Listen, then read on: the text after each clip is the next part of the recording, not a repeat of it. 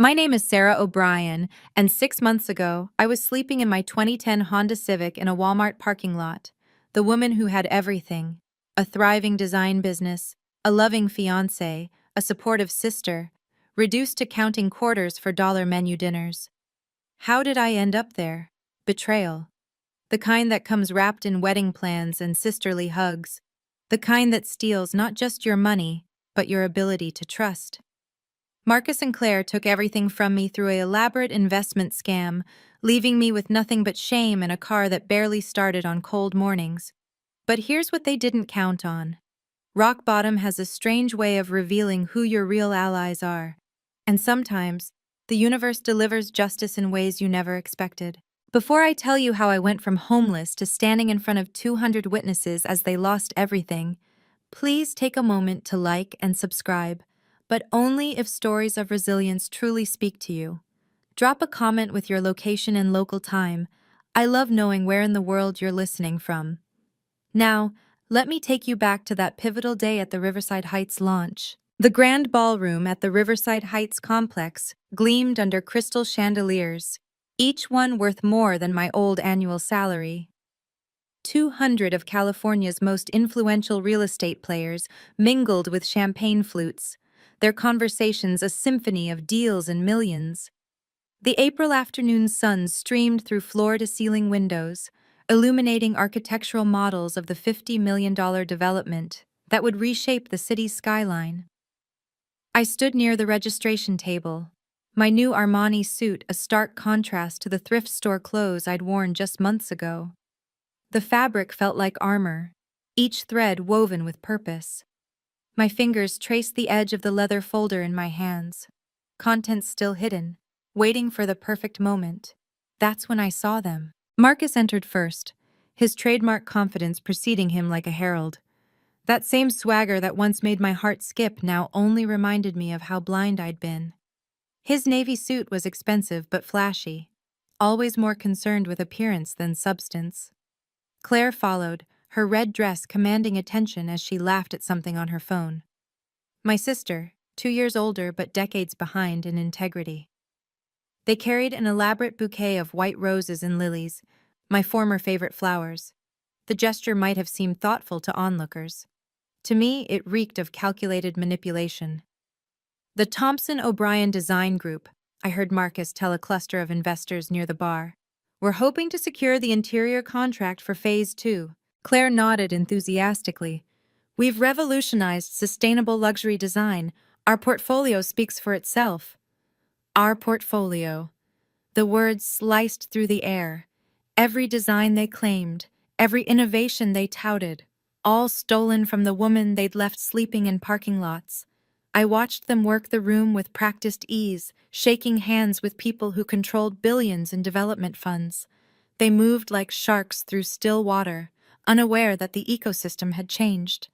They had no idea that the meek designer they'd discarded had been quietly rebuilding, piece by piece, connection by connection. Daniel Chen's security team knew my name. The catering staff addressed me as Director O'Brien. The event coordinator had confirmed my presentation slot. Yet Marcus and Claire remained oblivious, too intoxicated by their own ambition to notice the shift in the room's energy whenever I passed. They had no idea who I'd become. 2 years ago, my life looked like a Pinterest board come to life. My home studio in Oakland buzzed with creative energy, clients booking consultations months in advance. Marcus had proposed on my 30th birthday, down on one knee in the garden I'd designed myself. We were building something beautiful together, or so I thought. Claire would drop by every few weeks, always with a crisis. Sarah, honey, I just need a tiny loan until my commission comes through. Her real estate career perpetually on the verge of breakthrough, perpetually needing rescue. But she was family. You don't keep scorecards with family. The warning signs were there, wrapped in concern and condescension. You're so talented with colors and fabrics, Marcus would say, usually when I suggested expanding the business. But you don't understand the financial side like I do. Claire's version was softer but cut deeper. You're an artist, Sarah. Don't burden yourself with the ugly business stuff. That's what you have us for. Just an artist, Just someone who makes things pretty, not someone who'd built a six-figure business from scratch. Not someone who'd negotiated with contractors, managed budgets, or navigated client politics. To them, I was a useful talent to be managed, not a businesswoman to be respected. I remember the last normal dinner we shared. Chinese takeout at my dining table, 3 weeks before everything collapsed. Marcus talked about investment opportunities while Claire complained about her broker. I sketched designs on napkins, lost in creating beauty while they plotted to destroy everything beautiful in my life. Family doesn't need contracts, right? Marcus had said that night, refilling my wine glass. We trust each other. Trust. Such a small word for something that takes years to build and seconds to shatter. The opportunity came wrapped in urgency and family loyalty. Marcus burst into my studio one October morning, laptop in hand, talking fast about a revolutionary property tech startup. Green building materials, sustainable sourcing, everything you believe in, Sarah. But we need to move now. The investment window closes tomorrow. Claire backed him up via FaceTime from her car. I'm putting in my entire savings, Sarah. This is our chance to build something together. $500,000. My life savings, my emergency fund, the equity from refinancing my home. Marcus had the paperwork ready, his business degree finally useful for something. I've reviewed everything, it's solid gold. I signed where he pointed, initialing pages I didn't read because why would I? This was my future husband, my sister. The startup would triple our investment within 18 months, Marcus promised. We'd have enough for the dream wedding, the house in Marin, the life we'd planned. The wire transfer went through at 3:47 p.m. on October 15th. I remember because I screenshot the confirmation, thinking I'd frame it someday as the moment our empire began. 2 weeks later, the startup's website disappeared. The CEO's LinkedIn vanished. The office address led to an empty warehouse in Hayward. My calls to Marcus went straight to voicemail. Claire's phone was suddenly disconnected. When I finally tracked Marcus down at his apartment, he was packing. It's not my fault you didn't do due diligence, he said, not even looking at me. Investment involves risk. The paperwork I'd signed? Buried in legal language were clauses absolving him of liability, transferring my design copyrights, even granting him power of attorney over my business accounts.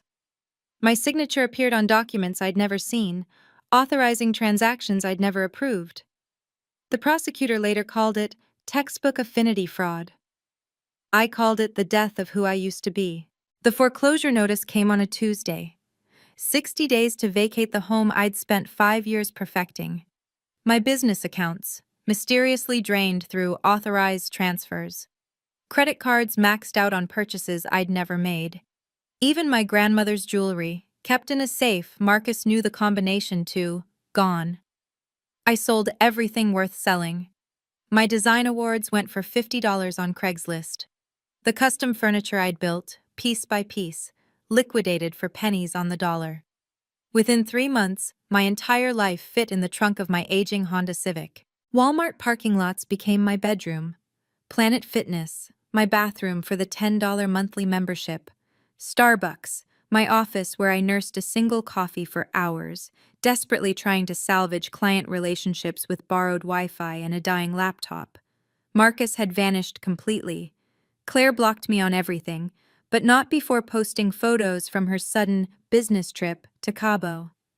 They'd even poisoned my professional network, spreading rumors about my mental breakdown and financial irresponsibility.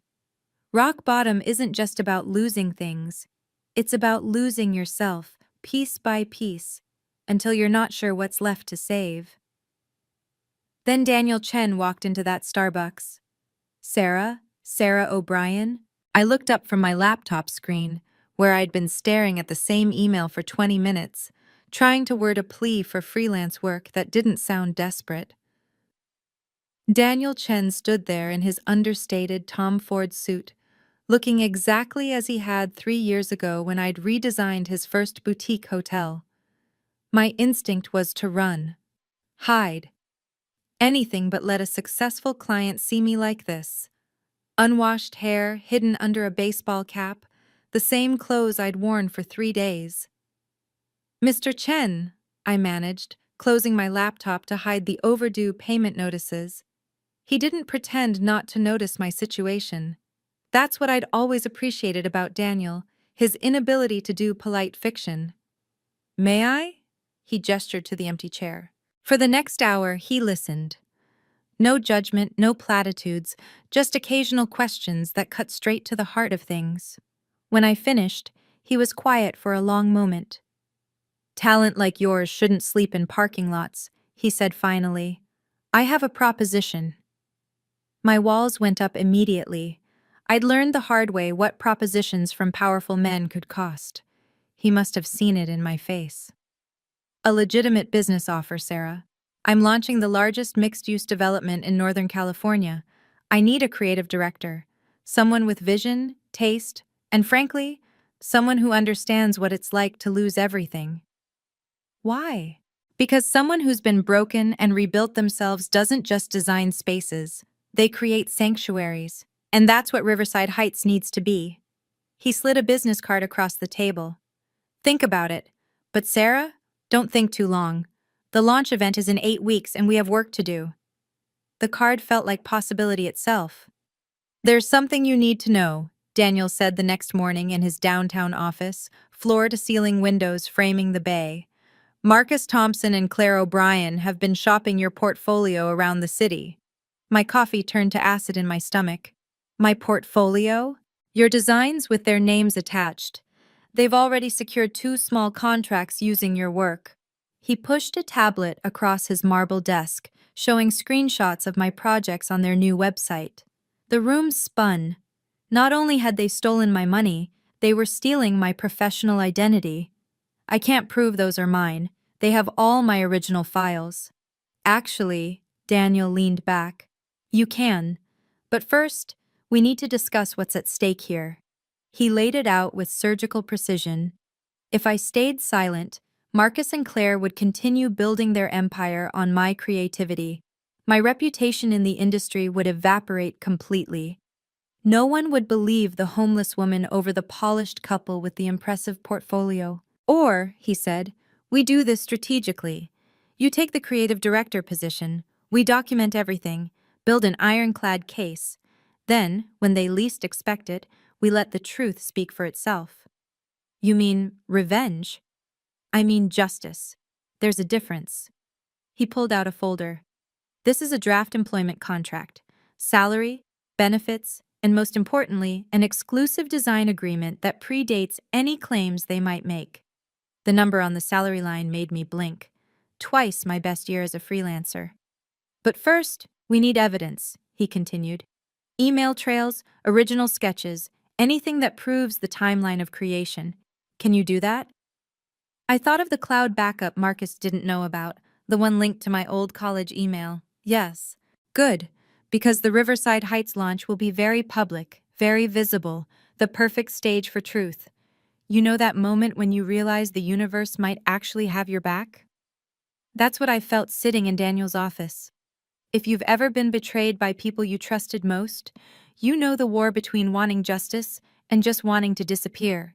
If this story is touching something in you, please hit that like button and subscribe. It really does help more people find these stories. Drop justice in the comments if you believe karma is real. And now, let me tell you how we spent the next 2 months preparing for the most important presentation of my life. Daniel's legal team worked like a precision instrument. The lead attorney, a woman named Patricia who'd seen too many similar cases, laid out our strategy in rapid-fire questions. Your designs? Stolen. All of them. Proof? Email trails. Date-stamped files. Their weakness. Greed. And sloppiness. We spent weeks excavating digital evidence. My old college email account became a goldmine. 5 years of design evolution, each sketch dated, each revision tracked. Marcus had been thorough in stealing my recent work, but he'd never known about this backup from before we met. Patricia's paralegal discovered something even better. Copyright fraud, she said, sliding papers across the conference table. Claire filed design copyrights last month, under her name, for work created while you were demonstrably the sole creator. That's 5 years minimum if prosecuted. Federal crime. The most damning evidence came from an unexpected source: my former clients. 3 came forward independently, sharing emails where Marcus had pitched my designs as his own while I was living in my car. Timestamps showed he'd been planning this for months before the investment scam. "We need one more thing," Patricia said. "Public documentation of your role here. Something undeniable." Daniel smiled. "The Riverside Heights launch. 200 witnesses, full media coverage. Sarah will present as creative director." "And if they show up?" "We're counting on it," Daniel said. "Marcus already RSVP'd. He's bringing potential investors to show off his portfolio." Patricia gathered the documents. "Copyright fraud, wire fraud, identity theft. We have enough to bury them, but Sarah, the choice of when and how is yours." I thought about those nights in the Walmart parking lot, counting change for ramen. The launch, publicly, let everyone see who they really are. 2 months of invisible work. While Marcus and Claire networked at industry parties, I lived in Daniel's corporate apartment, designing 18 hours a day. Riverside Heights wasn't just a project anymore. It was my resurrection. Every floor plan, every material selection, every color story carried my signature style. The sustainable luxury Marcus had mockingly promised investors? I made it real. Reclaimed wood from California's historic piers, solar glass that turned windows into power sources, living walls that cleaned the air while looking like art. Daniel gave me complete creative control and a team of 20. They didn't know my history, only that the new creative director had vision. I earned their respect through work, not sympathy. "The launch event will be perfect," Daniel said one evening, reviewing the presentation deck. "Media, investors, everyone who matters in California real estate." Marcus and Claire had no idea I was involved. Daniel's assistant had carefully kept my name off public communications. As far as they knew, some mysterious new creative director had emerged from Chen Development's corporate structure. Their confidence grew with each passing week. I monitored their social media, watching them celebrate preliminary investor meetings, posting photos with my designs visible in the background. Claire even started a blog about authentic design philosophy, using my words, my concepts, twisted into her narrative. The invitation list for the launch was a who's who of West Coast development, including, of course, the Thompson O'Brien Design Group. They'd walk into that ballroom expecting opportunity. Instead, they'd find accountability. April 15th, 6 months to the day since I'd lost everything. I arrived at the Grand Ballroom at noon, 4 hours before the event. My team had transformed the space overnight. Every detail reflected the Riverside Heights vision, sustainable elegance that whispered rather than shouted. The presentation screens were tested 3 times, the portfolio display carefully curated. 20 projects spanning 5 years, all indisputably mine, ready to display at the touch of a button. By 3:30, the early arrivals began filtering in: tech executives, pension fund managers, international investors. I greeted each one personally, but carefully. Director O'Brien, not Sarah, not yet. Then I saw them through the window. Marcus stepped out of a Tesla he couldn't afford, helping Claire with her dress. They moved with the confidence of people who believed they'd already won. The flowers they carried, white roses and lilies again, seemed almost laughably predictable. I watched them enter, watched them scan the room with predatory efficiency. Claire spotted potential marks immediately, her smile brightening as she recognized the Goldman Sachs team. Marcus made a beeline for the Korean investors Daniel had been courting for months. They were so busy hunting, they didn't notice the prey had become the predator. "Showtime in 30, Daniel's assistant whispered. I positioned myself where they wouldn't see me immediately, but where I could watch everything. The folder in my hands felt weightless now. The evidence, the contracts, the proof, all just props in a play whose ending I'd already written. Time to introduce myself properly. The room's energy shifted when I moved through it, though Marcus and Claire were too focused on their marks to notice. The senior executives from Cushman and Wakefield greeted me warmly. "Director O'Brien, the designs are stunning." The Chronicle's real estate reporter asked for an exclusive interview. After the presentation, I promised, small seeds of authority, planted in plain sight. "Sarah?" I turned to find Jennifer Walsh, my former biggest client, looking confused but delighted. "I heard you disappeared. Marcus said you'd had some kind of breakdown." "Did he?" I kept my voice neutral. "I've been busy with a new position. You'll hear about it shortly." She glanced at my outfit. Clearly expensive. Clearly new. Then, at the Chen Development badge on my lanyard, the word Director visible even from a distance. Her eyes widened slightly. Security approached. "Director O'Brien, Mr. Chen wants to confirm the presentation timeline." "5 minutes," I said, loud enough for Jennifer to hear. She wasn't the only one listening now. Word rippled through clusters of conversations. Director O'Brien, Chen Development, the mysterious creative director. I passed close enough to Marcus and Claire to hear their pitch.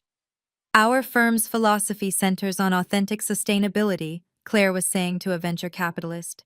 "We don't just design spaces, we create experiences." My words, my philosophy. Delivered to a man whose firm I'd pitched to last year. The folder in my hands contained everything. The exclusive contract with Chen Development dated 2 months ago. The cease and desist letters ready to serve. The copyright documentation. But its power came from timing. Let them climb higher. The fall would be that much more instructive. "Ladies and gentlemen," the MC's voice filled the ballroom. "Please take your seats. The presentation is about to begin."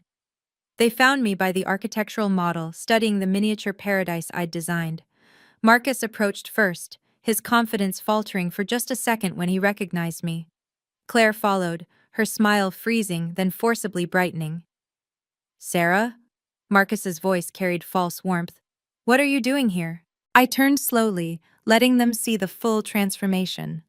The designer suit, the professional styling, the badge that read, Creative Director. Most importantly, the complete absence of fear in my eyes. "Working," I said simply. Claire recovered first, rushing forward with the flowers. "We've been looking for you. We were so worried when you disappeared." "Were you?" I didn't take the bouquet. Marcus stepped closer, lowering his voice. "Look, about what happened with the investment. That was unfortunate. But we could work together now. You could consult for us." The audacity was breathtaking. They stood there, wearing success built on my ruins, offering me crumbs from my own table. "Actually," Claire added, touching my arm like we were still sisters, "we're about to close a huge deal here. We could bring you in as a silent partner, help you get back on your feet." Around us, people were taking their seats. The venture capitalist Claire had been pitching, watched our interaction with interest. The Chronicle reporter had her phone out, discreetly recording. "That's generous," I said, my voice carrying just enough for nearby listeners. "But I'm quite busy with my current position." "Doing what exactly?" Marcus's tone sharpened. He'd noticed the attention we were drawing. Before I could answer, the lights dimmed slightly. "Ladies and gentlemen, please be seated for our presentation." Claire grabbed my wrist. "Sarah, don't do anything stupid. You know how this industry works." I removed her hand gently, but firmly. "Yes, I finally do." Marcus raised his voice, ensuring the lingering crowd would hear. "This is our designer," he announced, gesturing to me like I was a rescued stray. "We've been mentoring her through some difficulties." The condescension dripped like honey. Several investors turned to watch. Claire jumped in, her voice saccharine. "Sarah's been struggling since her business failed. Mental health issues, financial problems. We're family, so of course we're helping her rebuild." "She was homeless," Marcus added, his concern so perfectly performed. "Living in her car, poor thing. We're trying to get her stable enough to work again." Each word was calculated to diminish me, to paint them as saviors, and me as charity case. The investors they'd been courting exchanged glances, some sympathetic, others uncomfortable. This was their play: destroy my credibility before I could speak. It's been hard watching her spiral, Claire told the Goldman Sachs team, who'd moved closer. But family doesn't give up on family, right? Even when they make terrible decisions. Marcus nodded gravely. The investment loss hit her hard. She trusted the wrong people. The irony of that statement hung in the air like smog. They were building a narrative in real time, each detail designed to explain away anything I might say. Unstable, unreliable, unwell. If I reacted emotionally now, I'd prove their point. If I tried to defend myself, I'd look desperate. So I did neither. "How thoughtful of you," I said calmly. "To care so much about my well-being while using my designs for your portfolio." Marcus's eye twitched. Claire's smile strained. "Excuse me?" she said. Daniel's voice came over the sound system before I could respond. "Ladies and gentlemen, welcome to the future of sustainable luxury. Please take your seats." The crowd began moving toward the chairs. Marcus and Claire had no choice but to follow. Their attempted character assassination incomplete. 200 faces turned toward the commotion we'd created. The venture capitalists, the reporters, the industry titans, all watching the unfinished drama between the polished couple and the woman they'd called broken. Phones appeared in hands, subtle but present. The Chronicle reporter had moved closer, her expression sharp with interest. These people knew theater when they saw it, and something about this interaction promised a show. Marcus and Claire felt the shift. Their confidence wavered as they realized they'd become the entertainment. Claire's laugh came too loud, too bright. "We should find our seats." "Yes," Marcus agreed quickly, trying to guide me with them. "Sarah, sit with us, like old times." "I have an assigned seat," I said, not moving. Whispers rippled through the crowd. Jennifer Walsh was openly staring now, pieces clicking together in her mind. The Goldman Sachs team had their phones out, likely Googling Chen Development Creative Director. "What's really going on here?" someone murmured behind us. Daniel stood at the podium, watching the scene with calculated patience. He'd orchestrated this perfectly, letting them create the spectacle, letting the audience lean in with anticipation. "Sarah," Marcus hissed under his breath, "whatever you think you're doing." "Ladies and gentlemen," Daniel's voice cut through smoothly, "before we begin our presentation, I'd like to acknowledge some special guests." Every eye in the room focused on us. Marcus and Claire stood frozen, flowers wilting in Claire's grip, their faces masks of professional terror. They'd lost control of the narrative, and they knew it. But they had no idea how much worse it would get. Daniel commanded the podium with quiet authority. Riverside Heights represents 18 months of vision, innovation, and meticulous planning. Before we unveil the full scope of this project, I want to recognize the creative force behind it all. Marcus straightened, his hand moving to adjust his tie. Claire shifted forward slightly, ready to claim their moment. They'd interpreted Daniel's words as their cue, their invitation to glory. "This development exists because one person saw possibility where others saw problems," Daniel continued. "Someone who understands that true luxury isn't about excess. It's about harmony between human needs and environmental responsibility." The screens behind him came alive with images of Riverside Heights, my designs, my vision, filling the wall in stunning detail. Marcus's face went pale. Claire's mouth opened slightly. "Ladies and gentlemen," Daniel said, his eyes finding mine across the room, "our creative director has something special to share with you today." He didn't say my name, not yet. But the security team was already moving, creating a clear path from where I stood to the stage. The spotlight operator, following rehearsed cues, found me in the crowd. Marcus grabbed my arm. "Don't," he whispered urgently. "We can work this out." Claire's flowers fell to the floor as she reached for me too. "Sarah, please. We're family." Family. The word that had once been my weakness. I stepped forward, out of their reach, into the light. The crowd parted like water. Each step toward the podium was measured, deliberate, filmed by dozens of phones. Behind me, I heard Claire's sharp intake of breath as the reality hit her. They'd just publicly claimed to be mentoring Chen Development's creative director. This moment, walking through that crowd while Marcus and Claire stood frozen, I still get chills remembering it. 200 pairs of eyes, two people who betrayed me, and one chance to reclaim everything they stole. If you've ever had to stand up to people who tried to break you, comment strength below. Your stories give others courage. And if this resonates with you, please hit that like button. It helps more people find these stories of justice and redemption. Now, let me tell you what happened when I finally reached that microphone. Thank you, Daniel. My voice carried clear and strong through the sound system.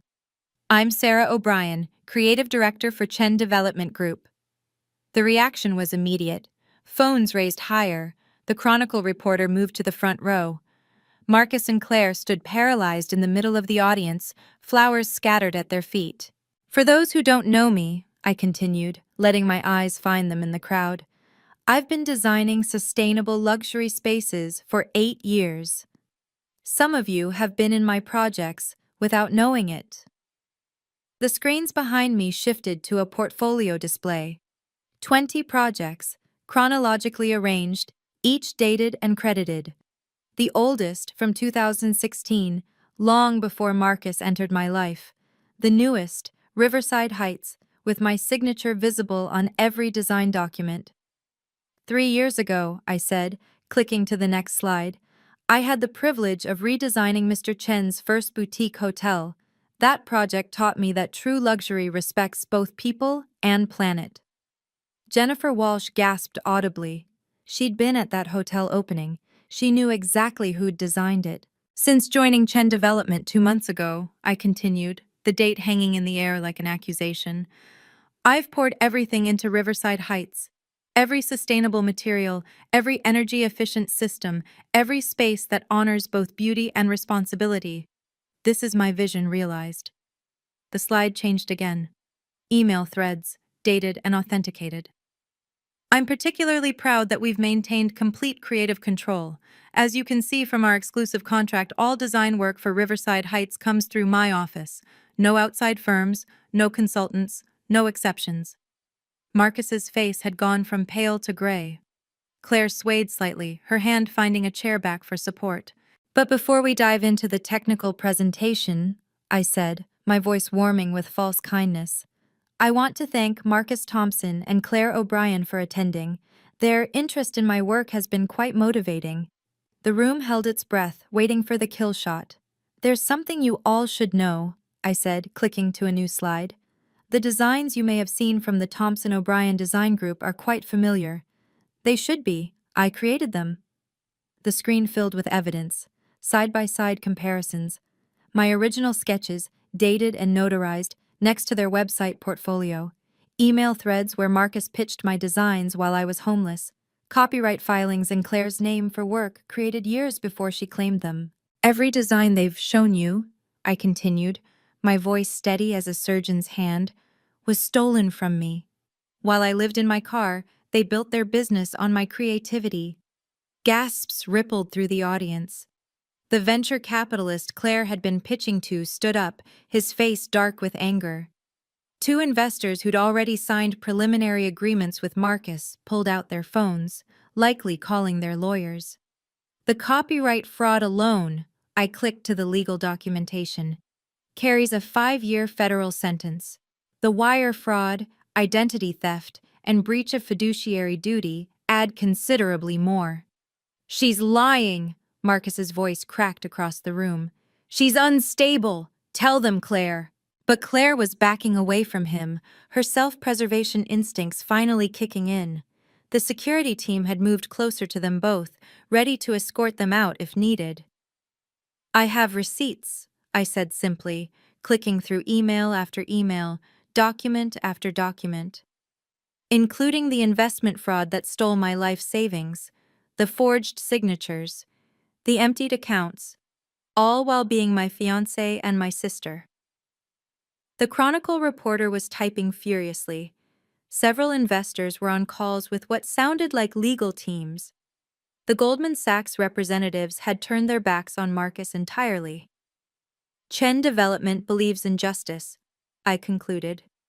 Which is why we've provided all evidence to the district attorney's office. They'll be handling things from here. Two uniformed officers entered the ballroom, their timing impeccable.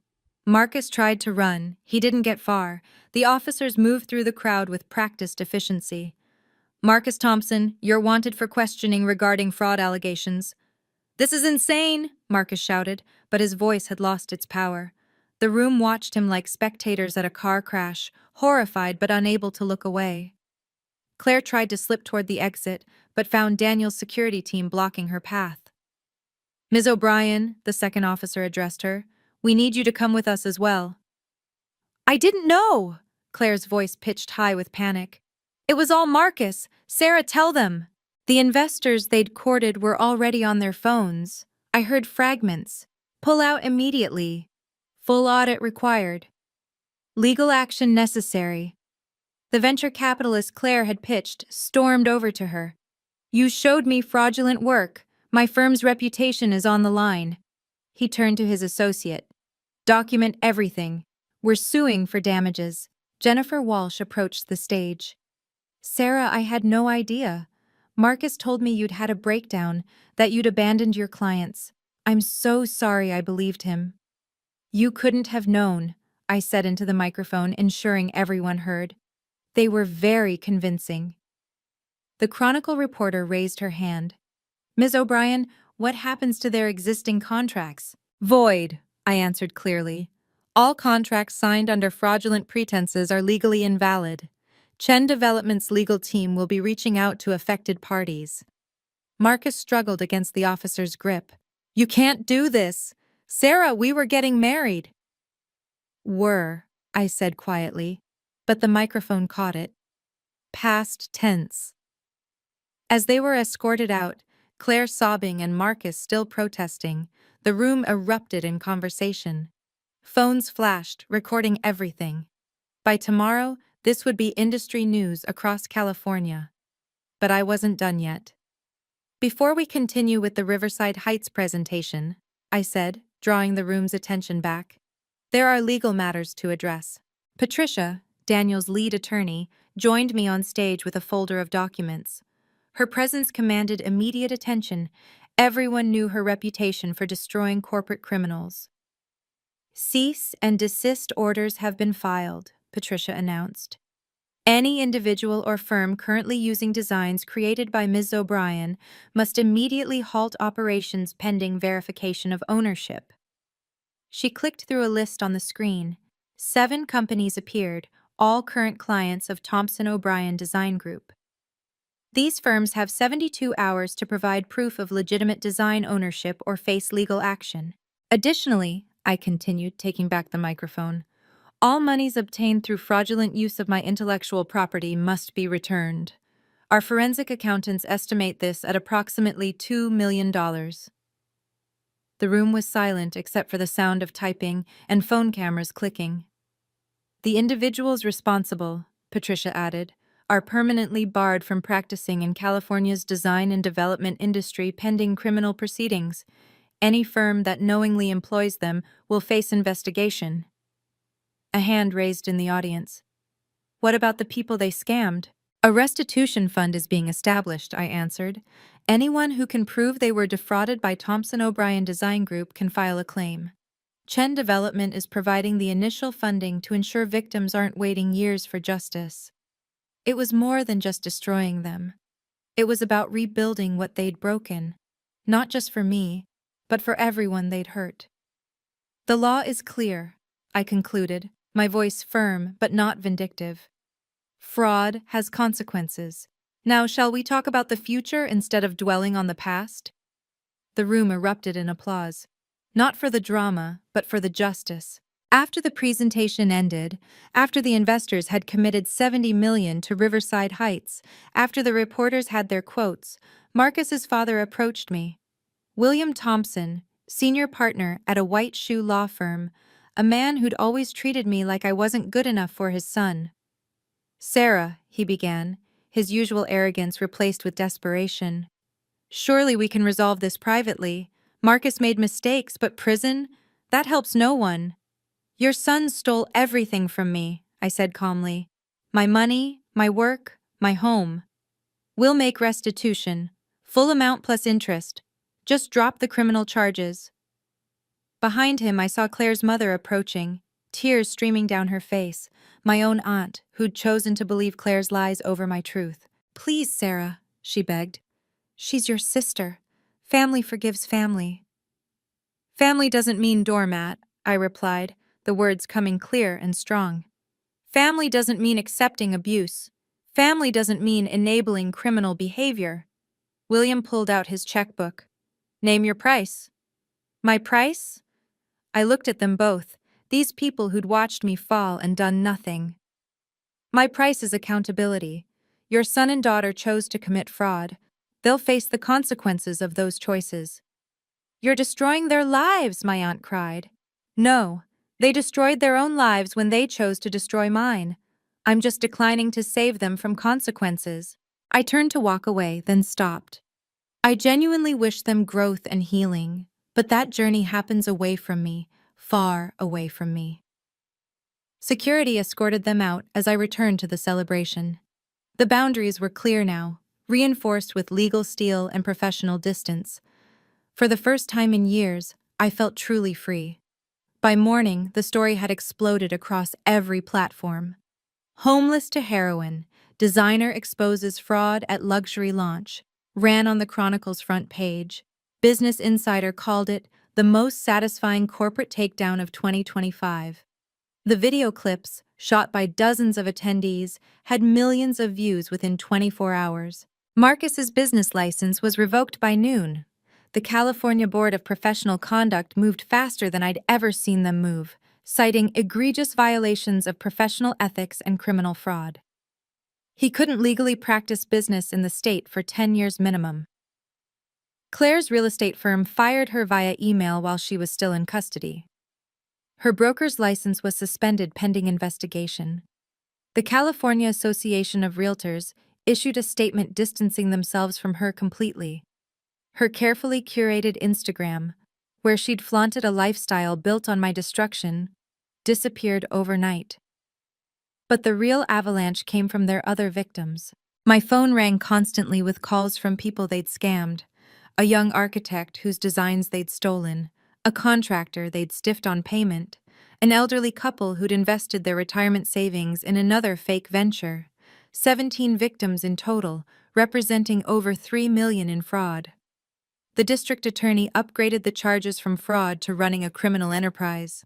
The federal prosecutors got involved when they discovered Marcus had moved stolen funds across state lines. What started as a 5-year maximum sentence ballooned to potentially 25 years. Patricia called with updates hourly. "They're turning on each other," she reported. "Marcus is claiming Claire masterminded everything. Claire says she was manipulated. Their lawyers are already discussing plea deals." The restitution fund grew as more investors contributed, appalled that such fraud had happened in their community. Within a week, it topped $5 million, enough to make every victim whole. "You've started something," Daniel told me as we watched the news coverage from his office. "People are calling it the O'Brien effect. Victims are coming forward across the industry, inspired by your courage." I thought about those nights in the Walmart parking lot, when I'd believed I'd lost everything forever. Now I realized I'd been preparing for this moment all along. Rock bottom had been my foundation for rebuilding. Karma, it turned out, kept excellent records.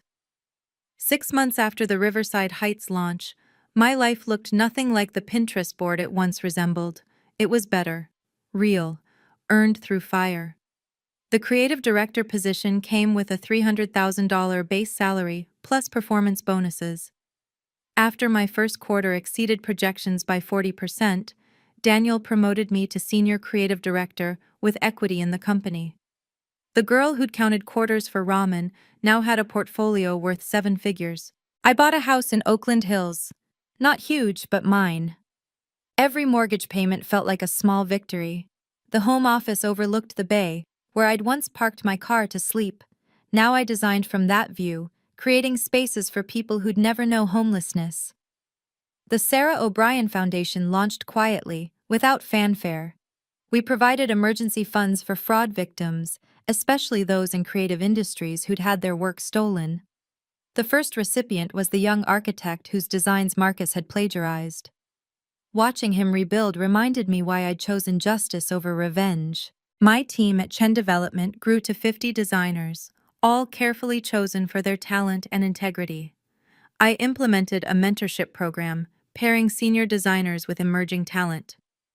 Protect your work, I told every new hire. Document everything. Trust, but verify. The industry recognition came in waves. Architectural Digest featured our sustainable designs. Forbes included me in their 40 under 40 list. The irony wasn't lost on me. Marcus had always said I didn't understand business. Now I was running a division that generated $30 million in revenue annually. But the best moment came when a young woman approached me at a conference. She'd been living in her car after her business partner embezzled everything. She'd seen my story, knew recovery was possible. "How did you trust again?" she asked. "I didn't," I told her honestly. "I learned to verify first. Trust comes later if earned, and it's never blind again." 1 year later, Marcus and Claire tried one more time to contact me, through their lawyers, seeking character references for sentencing. They were about to learn that no meant no. The letter came through Patricia's office, forwarded from Marcus's legal team. Ms. O'Brien's testimony could provide crucial context for Mr. Thompson's sentencing. We request a brief statement regarding his character and their prior relationship. Claire's lawyer sent a similar request, with an added emotional manipulation. Your sister has lost everything. Your mercy could mean the difference between 5 years and 15. They wanted me to save them. After everything, they still believed I was the same person who'd signed papers without reading them. Who'd trusted, because they said to trust. Patricia looked at me across her desk. You're under no obligation to respond. I know. I pulled out my phone and dictated my response. Please inform both legal teams that I will not be providing character references. Any further attempts at contact will result in restraining orders. This decision is final and non-negotiable. That's it? Patricia seemed surprised by my brevity. No is a complete sentence. 2 weeks later, they tried again through intermediaries. Marcus's mother sent flowers to my office with a note begging for forgiveness. Claire's friends created a social media campaign painting her as a victim of Marcus's influence. They tagged me repeatedly, trying to generate public pressure. My response was swift and legal. Restraining orders filed against both families. Cease and desist letters to anyone participating in the harassment campaign. When a reporter asked for my comment on their upcoming sentencing, I gave them one line. The justice system will handle their consequences. I'm focused on building the future. The boundaries held firm because they were built on law, not emotion. Every attempt to breach them only strengthened my resolve. Marcus got 12 years. Claire got 8. Their parents still send letters sometimes, forwarded through lawyers, unopened and returned. No still means no. 2 years have passed since that April afternoon when Justice wore an Armani suit and spoke into a microphone. I still design sustainable spaces, still mentor young creators, still build beautiful things from broken pieces. But I build differently now. Every contract gets reviewed by lawyers.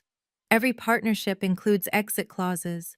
Every creative decision stays documented and dated. Some call it paranoid.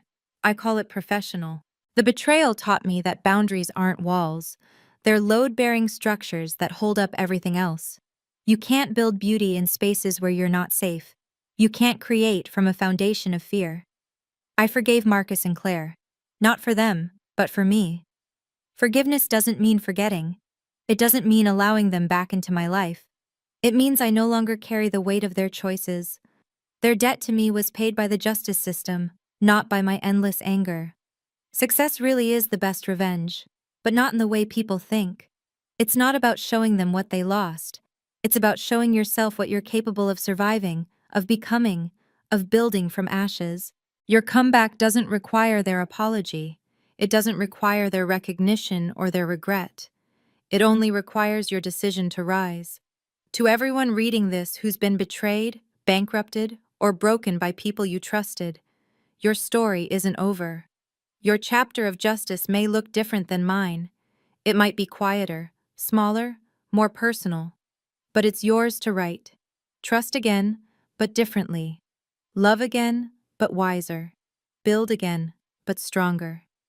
And remember, sometimes losing everything is just the universe's way of showing you that you were meant for something better, something real, something truly yours. What boundaries do you need to build today? Share your story below. We rise by lifting others. Thank you for staying with me through this journey. If my story touched something in you, please share it with someone who needs to hear that recovery is possible.